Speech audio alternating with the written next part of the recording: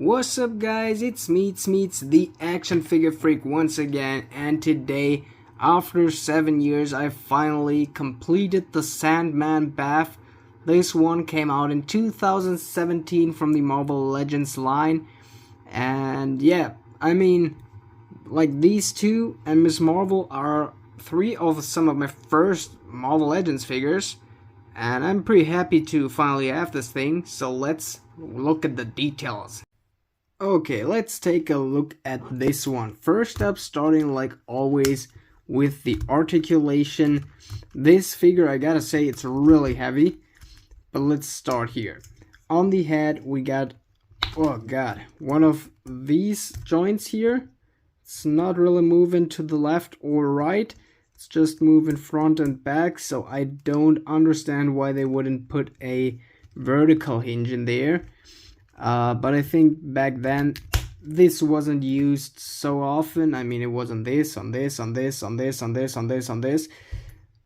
but not on the Sandman, but whatever. We got ball joints on the shoulders. We got single jointed elbows here with, yeah, pinned elbows. We got horizontal hinges on most of the hands. We got here the ab crunch. We got swivels on the hip. We got the normal leg articulation, but with these really bald ball joints here. So that's really weird looking, I don't know. But in the most poses, you won't really notice that. We got double jointed pinned knees. We have no shin swivels. We have swivels on the foot here. Into multiple directions, and vertical hinges that ain't really moving because of the pant mold. So let's focus on some of the details, and there's really a lot going on. Starting off with the head, or the heads, on the Green Goblin that I just recently opened. We got the second head, both of these hands were in there. First up, we got here the normal Sandman head. The teeth paint came a little off, I don't know how, as well as here on the hairline. It's maybe a little painting error. Maybe I'll fix that, but I'm not sure. The hair here looks really, really interesting. Nothing that we have seen many times. Here we got the other head, and I think this one is just amazing. We got the punch hole here on the side, some kind of effect to make that hair go into the sand, the skin turning into sand. Got the screaming mouth and the white aggressive eye just bursting out in anger. I don't know, this is such a cool face. Also, the fact here that we see that ripped out head here from that ankle, it's just too amazing, for real now. But we still got even more. First up, I mean, yeah, he shredded as hell, but I mean, look at those veins here all around his chest. These look amazing, and I think these hands, holy shit, these arms rather, we got here some pretty good paint job all over them, and someone had to mold these, okay? Someone had to mold all that on a computer, and I mean, these fists and this hand, I don't know, it's irrelevant in which angle I look at these. These always look awesome. And I mean, here on the hand, the dripping down sand, that's just so different from everything else I've seen from Hasbro.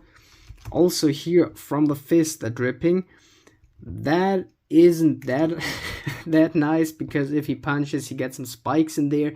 But man, that's just nitpicking. All in all, we got our good old Sandman Baf.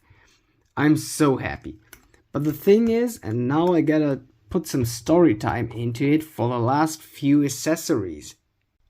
Okay, now look, I really try to remember on each brand, each figure line, which have been my first. Holy, that blooper gets into the video. So yeah, the first 3 Marvel Legends that I ordered online from Amazon before I started collecting anything else than WWE Elite figures was the Shocker. As you see, this is damaged as hell. I've played a lot with this one. I fixed it, I think, 1 or 2 times.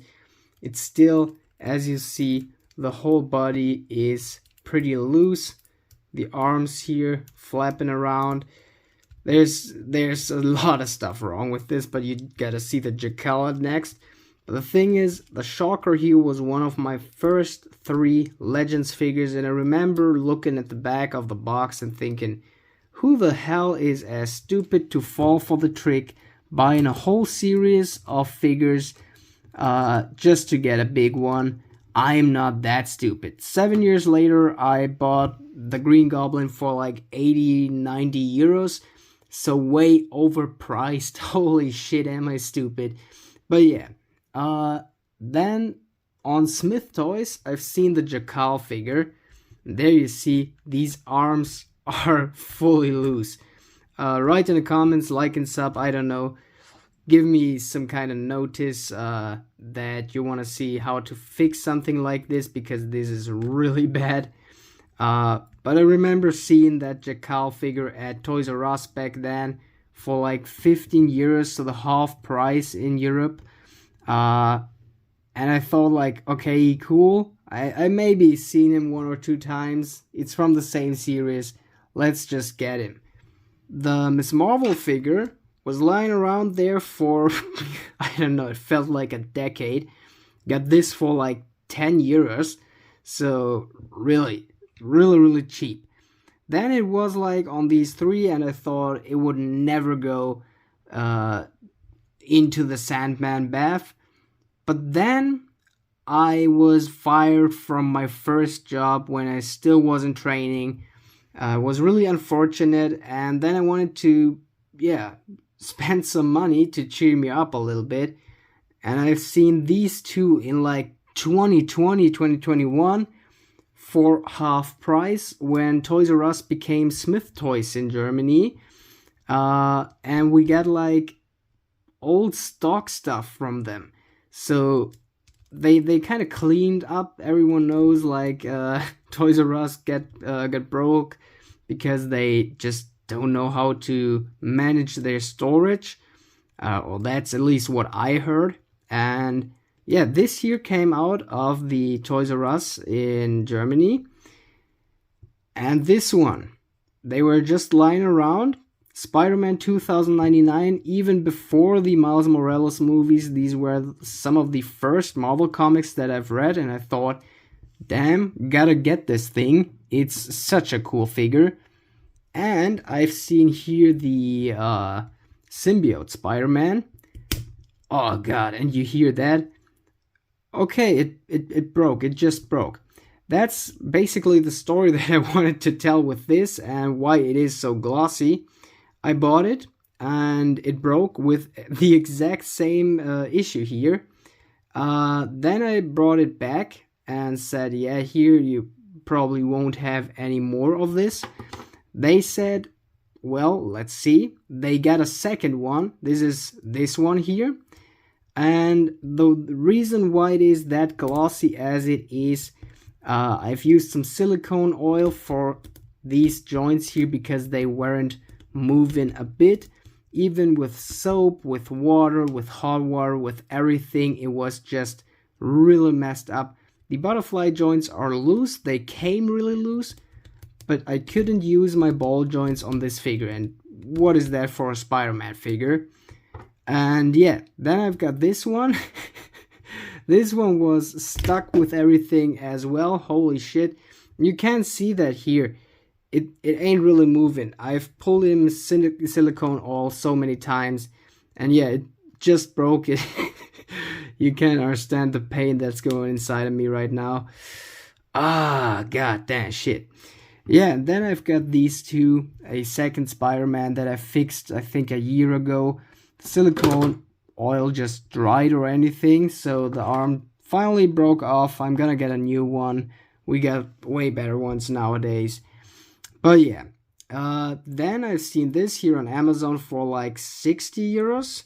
The Giga Chat one, before a few months, I made a video on, I don't know, multiple spider unboxing. Then I've got him. And then there was only Green Goblin with, I think, over 100 euros on Amazon. Then it was sold out, and then I just wanted to get it as quick as possible and spent over 80 euros.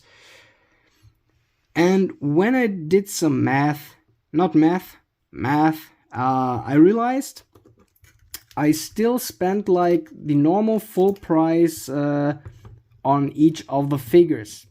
So like, since holy, this is hard to stand, this one here. But since I've got this one for half price and lower, I still, with these overpriced last two figures, got every figure for like 30 euros or less. So I'm really glad that I've got this figure at a pretty normal price. I didn't save anything on it because of these cheaper ones, but I mean, I've got my Sandman. The best part is, as you've heard, Spider UK and Green Goblin were the last two, and the Symbiote Spider-Man was before I got the head. So that means I've got these two pieces that came with the Symbiote Spider-Man before. Just pulled the hammer on the figure at first. But I don't know, this is such a unique and cool feature to have multiple accessories on the 7th fig. I mean, we always be getting a second fig, a 7th fig on each line that has no accessories, and I think that's stupid. Why not pulling something like this here off? Some effect pieces, some blast pieces, I don't know, anything. That would be cool. But yeah, this is the last Baf piece. That's what I've said, with most of them are vertical. So this here is vertical too, which is a little stupid, I think, but not too much. But this here, I think it's irrelevant in which direction you pull the hinge here. It will always look the same on his hand. But that is really cool. We get this big ass massive hammer, and I mean, it's, look at this. That's huge. And then we get this Morning Star here. I don't know, that's crazy good. And I'm so glad that after 7 goddamn years, I've got this series completed. So yeah, let's just equip this head. To finish this review off, gotta say the heads on this figure, as you see, are really hard to pull on. God, I always feel like breaking this. So the older figures also broke way easier. That's the other thing. His second head here is really hard to move. It's so stiff on there. I don't know how this could happen. But I mean, I still got it, and the normal head equips and drops pretty easy. So yeah, here we got the 2017 Sandman Baf Sandman figure. So glad to finally have this in the collection. So glad that all of you still watching, and yeah, write a comment of what you want to see. I don't know. Have an awesome day. Now it's time to say, action out.